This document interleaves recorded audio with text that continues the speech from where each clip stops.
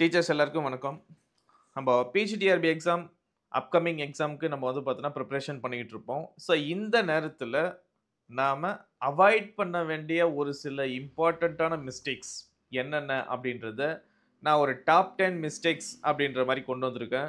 கண்டிப்பா இந்த மிஸ்டேக்ஸ நீங்க யாருனா பண்ணிட்டு இருக்கீங்க அப்படின்னா, இப்பவே என்ன பண்ணுங்கன்னா அவாய்ட் பண்ண ஆரம்பிச்சுருங்க. அதில ஃபர்ஸ்ட் மிஸ்டேக் என்ன அப்படின்னா, ரெகுலரா ஸ்டடி பண்றத நிறுத்துறது. ஓகேவா? ஸோ எப்படின்னா, டெய்லி நீங்க வந்து ஸ்டடி பண்ணிட்டே வரணும். ஒரு நாள் கூட என்ன பண்ணக்கூடாது அப்படின்னா விடக்கூடாது. ரீசன் நம்மளுக்கு டைம் கிடையாது இதுக்கு மேல. ஸோ நம்மளுக்கு வந்து பார்த்தீங்கன்னா, நோட்டிஃபிகேஷன் ரிலீஸ் பண்ணிட்டாங்க. இதுக்கு மேல கன்ஃபார்ம் 100% இந்த எக்ஸாம் வரப்போது. ஓகேவா? ஸோ டேட் அனவுன்ஸ்மென்ட் பண்ணனல்லா கூட, இந்த எக்ஸாம் வந்து பார்த்தோன்னா, ஒரு நாள் நடக்கப் போகுது அப்படின்றது கன்ஃபார்ம் ஆயிப்போச்சு. ஸோ அதுக்கான அப்ளிகேஷனும் நீங்க என்ன பண்ணியிருப்பீங்க அப்படின்னா, போட ஆரம்பிச்சுட்டு இருப்பீங்க.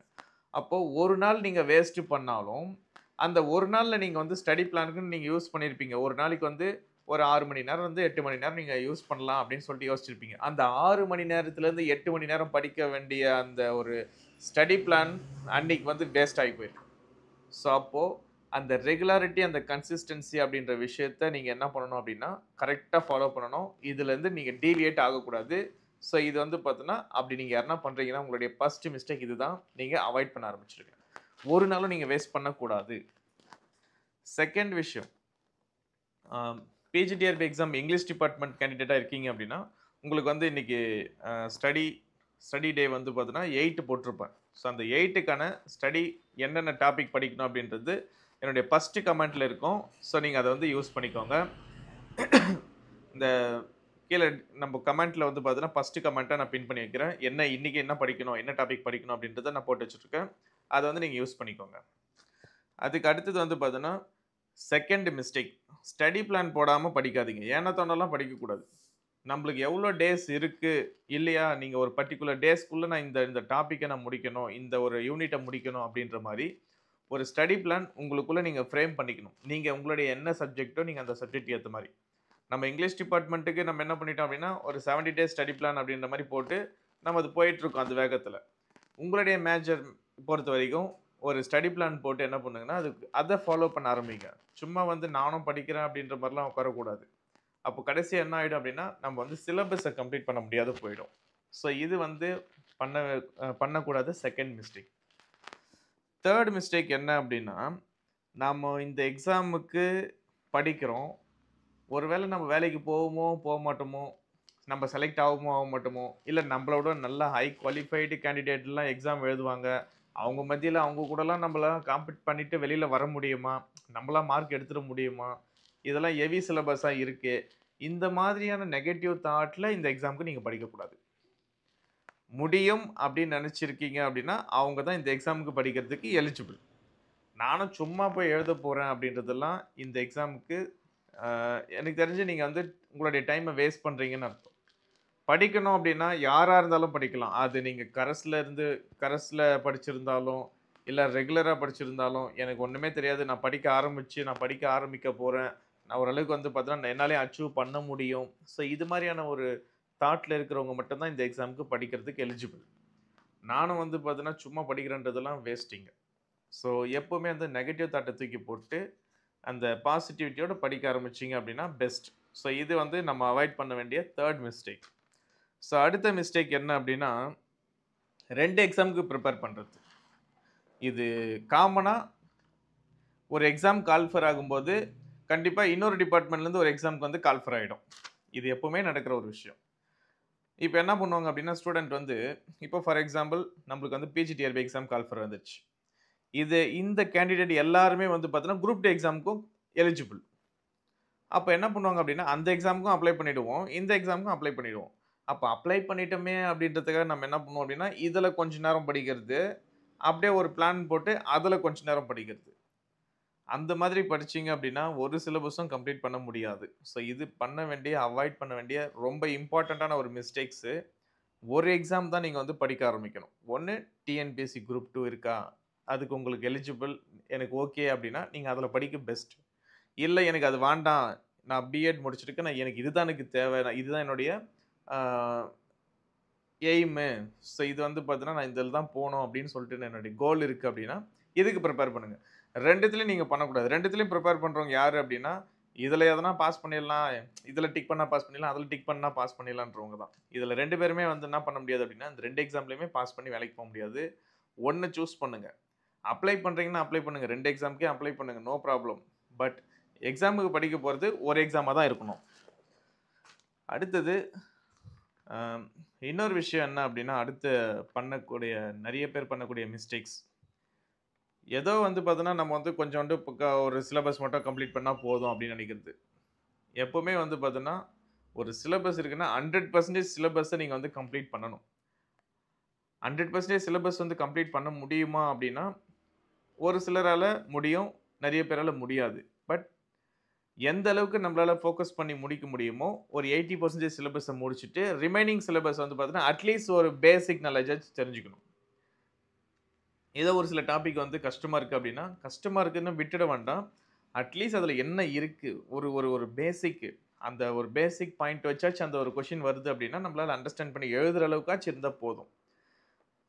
அதுதான் வந்து பார்த்தீங்கன்னா, ஒரு 100% சிலபஸ் வந்து பார்த்தீங்கன்னா, கம்ப்ளீட் பண்றதுக்கான வழிமுறைகள். ஏதோ வந்து நானும் வந்து என்ன பண்ணேன் அப்டின்னா, ஒரு ஒரு 5 யூனிட் படிச்சேன். ஒரு 5 யூனிட் கஷ்டமா இருந்துச்சு நான் வுட்டுட்டேன். அப்டிலாம் இருக்கக்கூடாது. அப்டி இருந்தீங்க அப்டின்னா, இதுல மார்க் எடுக்க முடியாது. அப்போ 100% சிலபஸ் கம்ப்ளீஷன் அப்டின்றது very important. So next mistake என்ன அப்டின்னா, நாம நல்லா பிரிப்பேர் பண்ணியிருப்போம். நல்லா ரிவிஷன் பண்ணியிருப்போம். பட் ஒரு மார்க் டெஸ்ட் எடுக்காம போயிருக்கிறது. பிராக்டிஸ் கண்டிப்பா இருக்கணும். நம்ம என்ன பண்ணுவோம் அப்டின்னா, நல்லா படிச்சிருக்கோமா, அத நம்ம வந்து பார்த்தோன்னா, ஒரு ப்ரீ எக்ஸாம் ஒரு மார்க் டெஸ்ட்ட நீங்க பண்ணி பார்த்தீங்கன்னா மட்டும் தான், அதுல எந்த அளவுக்கு ஒரு ஒரு எக்ஸாம் பிரிப்பரேஷனுக்கு நம்ம ஒரு கொஸ்டின எப்டி வந்து ஹேண்டில் பண்ணணும், நம்மளுடைய எவ்ளோ டைம் வந்து கன்சியூம் பண்ண முடியுது. ஸோ இது மாரியான ஒரு சில விஷயங்கள்லாம் அதுல தான் நம்ம கேதர் பண்ண முடியுமே. திடீர்னு வந்து இன்னைக்கு வந்து ஒரு ஒரு ஒரு இன்னைக்கு போயிட்டு நீங்க எல்லாமே முடிச்சுட்டீங்க. நாளைக்கு எக்ஸாமு. டைரக்ட்டா போய் எக்ஸாம்ல எழுதும்போது என்ன ஆகும் அப்டின்னா, அந்த டைம் கீப் அப் வராது. எப்படி வந்து ஒரு எக்ஸாம் வந்து பார்த்தீங்கன்னா, ஒரு கொஸ்டின் பேப்பர் ஹேண்டில் பண்றதுன்னு தெரியாது. ஸோ ஏன் அப்டின்னா, நீங்க வந்து மாடல் டெஸ்ட்லாம் நீங்க எடுக்காம இருப்பீங்க. ஸோ மாடல் டெஸ்ட் அப்டின்றது வெரி இம்பார்ட்டன்ட் திங்ஸ். கண்டிப்பா நீங்க இந்த எக்ஸாம் பிரிப்பரேஷன் பண்றவங்க மாடல் டெஸ்ட் உங்களுக்கு என்ன உங்களுடைய மேஜரோ, அந்த மேஜர்ல நீங்க எடுத்துக்கோங்க. இங்கிலீஷ் டிபார்ட்மெண்ட்டா இருந்தீங்கன்னா வேணா என்கிட்ட எடுத்துக்கோங்க மாடல் டெஸ்ட். அடுத்தது study material. Very important. Study material ஏதோ ஒரு ஸ்டடி மெட்டீரியல் கிடைச்சது அப்படின்றதுக்காக அத வச்சு படிக்கக்கூடாது. இது ரொம்ப இம்பார்ட்டன்ட்டான ஒரு விஷயம். ஏன் அப்படின்னா, இந்த டெஸ்ட் எல்லாம் கூட வந்து பார்த்தீங்கன்னா, நம்ம வந்து படிச்சு முடிச்ச பிறகு பண்ற ஒரு பேசிக்கான விஷயங்கள். பட் நம்ம எக்ஸாமுக்கு படிக்கிறோம் அப்படின்னா, உங்களுடைய மேஜர்ல யார் வந்து கரெக்ட்டான அந்த சிலபஸ் பேஸ் பண்ணி ஸ்டடி மெட்டீரியல் புரொவைட் பண்றாங்களோ, அந்த மெட்டீரியல நீங்க வந்து படிக்கணும். ஏதோ வந்து எனக்கும் வந்து பார்த்தீங்கன்னா, ஒரு நெட்ல சோர்சஸ் கிடைச்சது. ஏதோ ஒரு மெட்டீரியல் எனக்கு வந்து நான் ஆல்ரெடி ஒரு பழைய சிலபஸ் பேஸ் பண்ணி நான் மெட்டீரியல் வச்சுன்னு இருக்கிறேன். பழைய சிலபஸ் பேஸ் பண்ணி மெட்டீரியல் வச்சுட்டு இருக்கீங்க. அந்த மெட்டீரியலால உங்களால பாஸ் பண்ண முடியாத பட்சத்துல இருக்கு அப்டின்னா, அத தூக்கி போட்டு புது மெட்டீரியல் வாங்கி படிக்கிறது பெஸ்ட். ஏன்னா, ஒரு வாட்டி நீங்க வந்து ஒரு மெட்டீரியல வாங்கி வச்சுட்டு இருக்கும்போது, அந்த மெட்டீரியல் சப்போஸ் அது யூஸ்லெஸ் அப்டின்னு உங்களுக்கு தோணுச்சுன்னா, அத தூக்கி போட்டுட்டு அடுத்த மெட்டீரியல் வாங்கி படிக்கிறது தான் கரெக்ட்டான சாய்ஸ். நான் மெட்டீரியல் வாங்கிட்டேனே, என்ன பண்ணி தொலைக்கிறது? நான் இத தான் படிச்சே ஆகணும் அப்படின்னு இருக்கீங்கன்னா, கண்டிப்பா இந்த எக்ஸாம்ல நம்ம கிளியர் பண்றது கஷ்டமாயிடும். ஏன் அப்படின்னா, எல்லா மெட்டீரியலுமே வந்து பார்த்தோன்னா, நெறைய கோச்சிங் சென்டர் இருக்கும். நெறைய மெட்டீரியல்ஸ் வந்து பார்த்தீங்கன்னா, புரொவைட் பண்ணுவாங்க. அது எல்லாமே கரெக்ட்டா இருக்கும்னு நம்ம சொல்லிட முடியாது. நம்மளுக்கு ஒரு மெட்டீரியல் இருக்கு அப்படின்னா, அந்த மெட்டீரியல்ல கரெக்ட்டான விஷயங்கள் நம்மளுக்கு கேதர் பண்ணி குடுத்துருக்காங்களா அப்படின்றது ரொம்ப இம்பார்ட்டன்ட். அப்படி இல்லாத ஒரு மெட்டீரியல நம்ம வாங்கிட்டோம். காசு குடுத்து ஒரு 10,000 20,000 குடுத்து வாங்கிட்டோம். ஓகே. என்ன பண்றது? அதுக்காக அந்த மெட்டீரியலே படிச்சு, நீங்க வந்து உங்களுடைய டைம வேஸ்ட் பண்ண போறீங்களா? இல்ல ரைட் மெட்டீரியல் எங்க கிடைக்குதோ, அந்த மெட்டீரியல கலெக்ட் பண்ணி படிக்க போறீங்களா? அதுதான் உங்களுடைய பெஸ்ட் விஷயமா இருக்கணும். ஸோ நீங்க இங்கிலீஷ் டிபார்ட்மெண்ட்டா இருக்கீங்க அப்டின்னா, ஸோ நீங்க வேணா என்கிட்ட மெட்டீரியல் வாங்கிக்கங்க. கண்டிப்பா இது நம்ப இங்கிலீஷ் மேஜர். ஸோ நம்ப டிபார்ட்மெண்ட் அப்டின்றதால நான் மெட்டீரியல் குடுக்குறேன். ஏன்னா நெறைய பேர் வந்து மத்த மேஜர் என்கிட்ட கேட்கறீங்க. ஸோ மத்த மேஜர்க்குலாம் நம்ம போடல. நம்மளுடைய மேஜர் இங்கிலீஷ் டிபார்ட்மெண்ட்டுக்கு மட்டும் தான் நம்ம குடுக்குறது மெட்டீரியல். கண்டிப்பா இது ரைட் சோர்ஸஸா இருக்கும். இதுல எல்லா விஷயமுமே கேதர் பண்ணி குடுத்துருக்கேன். இது நான் இப்ப சொன்னேன் இல்லைங்களா, ஒரு ரைட் மெட்டீரியல் உங்க கையில இருக்கணும் அப்டின்னுட்டு. அது இந்த மெட்டீரியல் கரெக்ட்டா இருக்கும். இங்கிலீஷ் டிபார்ட்மெண்ட்னா. இதே மத்த டிபார்ட்மெண்ட்டுக்கு உங்களுடைய மேஜர்ல யார் வந்து இத குடுப்பாங்களோ, அவங்க கிட்ட நீங்க வாங்கி படிக்கிறது பெஸ்ட். ஏதோ மெட்டீரியல் இருக்குதுன்றதுக்காக படிக்க வேண்டாம். கரெக்ட் மெட்டீரியல யூஸ் பண்ணுங்க. ஒரே டைம்ல போற மாரி. அடுத்தது ப்ரீவியஸ் இயர் கொஸ்டின் பேப்பர பார்க்காமலே எக்ஸாம் எழுதுறது. இது ரொம்ப ஒரு தப்பான ஒரு விஷயம். சிலபஸ் தான் மாறி போச்சு. ப்ரீவியஸ் இயர் கொஸ்டின் பேப்பர் பார்க்கணுமா அப்படிலாம் கிடையாது. சிலபஸ் மாறுனாலும், ஒரு சில டாபிக் வந்து தான் மாறியிருக்கு. நெறைய டாபிக் வந்து பார்த்தோம் அப்படின்னா, அப்படியே தான் இருக்குமே. ஸோ, அந்த ரிலேட்டடா இருக்கிற டாபிக்ஸ் எல்லாமே வந்து பார்த்தீங்கன்னா, ப்ரீவியஸ் இயர் கொஸ்டின் பேப்பர்ல இருக்கும். அப்போ அந்த கொஸ்டின் பேப்பர்லாம் எப்படி கேட்டிருக்காங்க? டிஆர்பி போர்ட்ல எந்த அளவுக்கு வந்து பார்த்தோன்னா, நம்ம படிக்க வேண்டியது இருக்கும் அப்படின்றதுக்கு ஒரு பேசிக் அனாலிசிஸ் கண்டிப்பா நீங்க பண்ணணும். இது உங்களுடைய மேஜர் என்னென்ன மேஜரோ, ஸோ நீங்க அந்த மேஜர்ல நீங்க கலெக்ட் பண்ணி படிங்க. இங்கிலீஷ் டிபார்ட்மென்ட்க்கு பிரச்சனை கிடையாது.